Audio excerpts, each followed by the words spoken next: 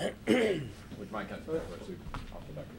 I thought Sherry was going to be here to kind of start things off, but y'all know the ground rules as far as what the topics are, so. Fire away. Fire away.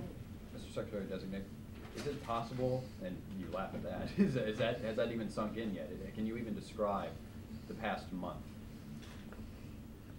Well, it's been a bit of a whirlwind. I keep pinching myself, trying to imagine that maybe I'll wake up and the whole thing's just been a dream of some kind.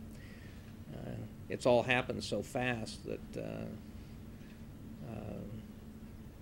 as I told one senator in a courtesy call less than a month ago, I was more worried about how to beat Nebraska than I was how to beat Al-Qaeda. And so it's a kind of a magnitude of change in our lives. And I guess I'm still trying to adjust to it. Commuting back and forth from Washington, D.C., or from College Station to Washington, D.C. has been interesting. And sort of with each passing flight, a larger number of passengers are recognizing me as they walk past. What are some of your most precious memories that you'll take with you?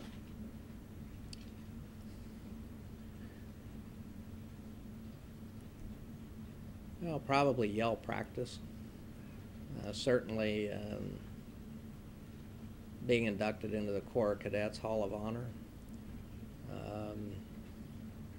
Pretty much any interaction with students.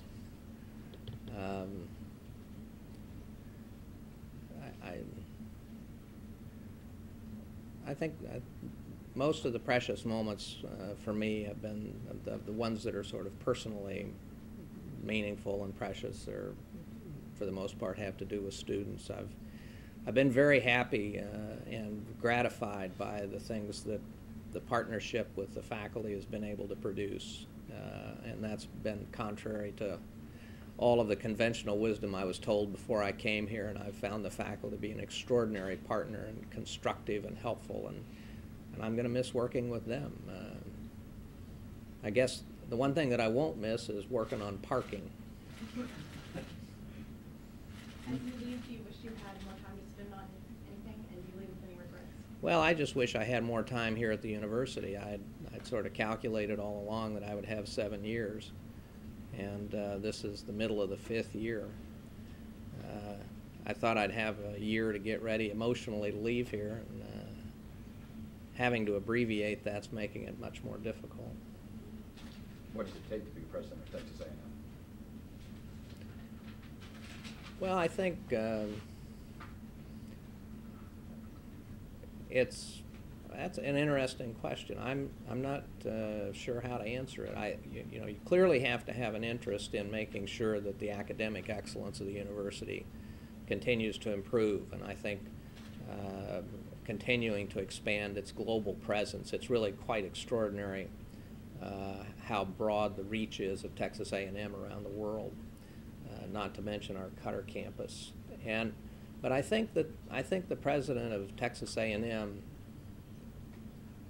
really needs to have an appreciation of the importance of the other part of what makes this university unique, and that is the spirit and the culture and the traditions. I think that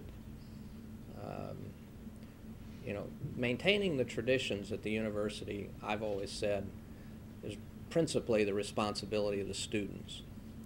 Whether they say howdy and participation in everything from muster and silver taps to elephant walk and 12th man and you name it. But the university administration, I think, needs to create a climate in which those activities on the part of students can flourish, and so that the students know that the administration is behind them on these things and facilitates them and makes it easier for the students to do the things they need to do. And I think an administration that was either passive or, God forbid, negative toward these things would be a very bad thing at Texas A&M.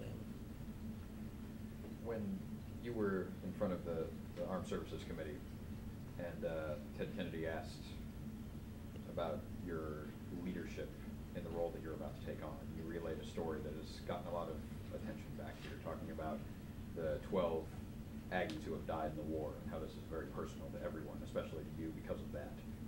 Was that off the cuff? Was that something that you wanted to relay at some point during your hearing? And why do you think that resonates so much with this community and with Aggie Land? Well, I think, well, first of all, it was off the cuff.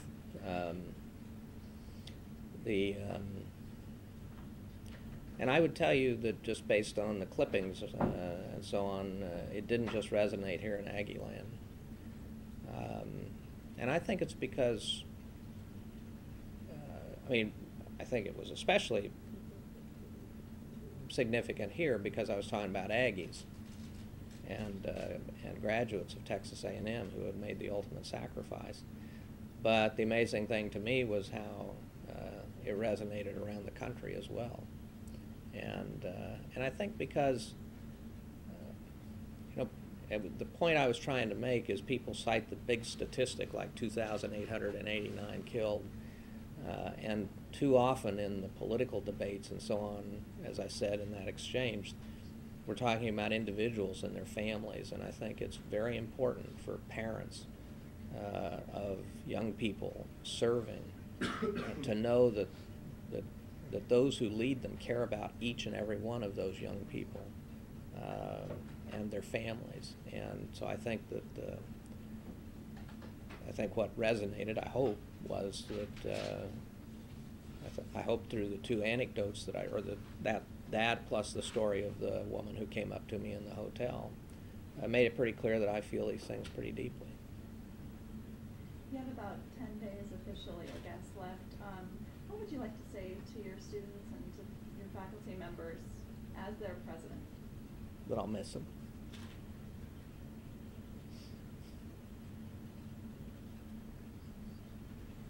Any advice for the incoming president? You talked about it was going to be important for somebody to recognize the balance that exists between the academic prowess of Texas A&M and the traditions that obviously define the campus as a whole. But I mean, nobody knows the job better than you for the last 5 years. So, my advice to a successor: don't screw up a good thing.